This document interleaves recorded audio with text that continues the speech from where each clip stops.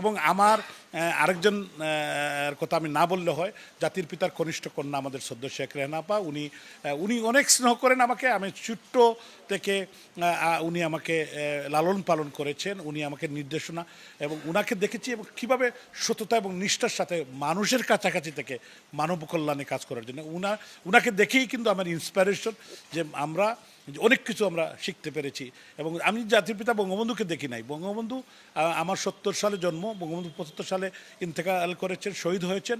এবং বঙ্গবন্ধুর বঙ্গমাতা শেখ ফজিলাতুন্নেসা মুজিব, বঙ্গবন্ধুর 3 পুত্র সহ পরিবারের অন্যান্য সদস্য, তো আমি বঙ্গবন্ধুর 2 কন্যাকে দেখেছি।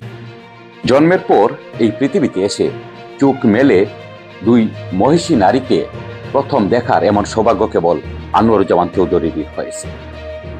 পরবর্তী সময়ে শেখ রেহানার লালন পালনে বেড়ে ওঠেন লন্ডনের মাটিতে। যুক্তরাজ্য আওয়ামী লীগের নেতা হয়ে যতটা না পরিচিত, তার চেয়ে বেশি পরিচিত তিনি শেখ রেহানা পরিবারের ঘনিষ্ঠজন হিসেবে। শেখ রেহানার মেয়ে টিউলিপ সিদ্দিকীর নির্বাচনী প্রচার অভিযানে দলীয় নেতাকর্মীদের নিয়ে নিয়মিত ক্যাম্পেইনও করেছিলেন আনোয়ারুজ্জামান চৌধুরী। টিউলিপ সিদ্দিকী নির্বাচিত হওয়ার পরে ভাগ্য খুলে যায় আনোয়ারুজ্জামান চৌধুরীর। তারপরে শেখ রেহানার রিকোয়েস্টে শেখ হাসিনা আওয়ামী লীগের দলীয় মনোনয়ন দেন ব্রিটিশ পাসপোর্টধারী আনোয়ারুজ্জামান চৌধুরীকে সিলেট সিটি কর্পোরেশনের নির্বাচনে। সেদিনের ভোটারবিহীন নির্বাচনে মেয়র হয়ে সিলেট সিটি কর্পোরেশনের চেয়ারে বসেন আনোয়ারুজ্জামান চৌধুরী।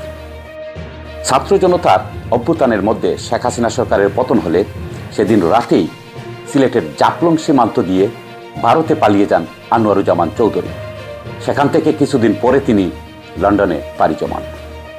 আমার ব্রিটিশ পাসপোর্ট নিয়ে আমি লন্ডনে এসেছি। আমি তো বললাম যে আমার ব্রিটিশ পাসপোর্ট দিয়ে আমি লন্ডনে এসেছি। না, আমি আমার রাইট চ্যানেল দিয়েই আমার ব্রিটিশ পাসপোর্ট নিয়ে আমি লন্ডনে এসেছি।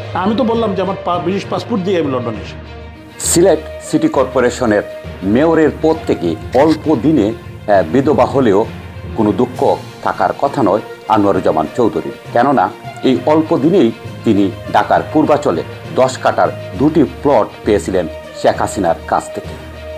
ব্যক্তিগতভাবে এইখানে শেখ হাসিনার তাদের আরও দুর্নীতির যে কাহিনী, যেমন পূর্বাঞ্চলের প্লট সংক্রান্ত একটা বিষয় বললেন, 60 কাঠা প্লট তারা নিয়েছে, বিভিন্ন পত্রপত্রিকা এসেছে, অথচ ইনি কিন্তু বলতেন আমার চাওয়া পাওয়ার কিছু নাই।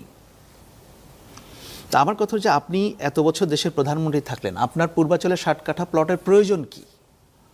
কেন একটা বিশাল অঙ্ক? এবং পুরা পূর্বাঞ্চল এরিয়াটা এটা তো করা হয়েছিল, মানে বিএনপি সরকারের সময় কাজ শুরু হয়েছিল, তার আগে আওয়ামী লীগের সময় এটাকে ব্যাপকভাবে এই জমি আরও অধিগ্রহণ করা হয়, বড় করা হয়। এই পূর্বাঞ্চলের প্লটগুলো ছিল তার হর্স ট্রেডিং, পলিটিক্যাল গেইনের জন্য তারা এটা ব্যবহার করতেন। শেখ হাসিনার মনে হতো অমুকে একটা 10 কাঠার প্লট দিয়ে দাও, আরিফিন শুভ বঙ্গবন্ধু মুজিব চরিত্র অভিনয় করেছে, দিয়ে দাও একটা। অমুককে মনে হতো সে আমার দলে যোগ দিয়েছে, তাকে 5 কাঠা দিয়ে দাও। আমার মনে হয়েছে আমার পরিবারের জন্য 10 কাঠা প্রয়োজন, দিয়ে দাও।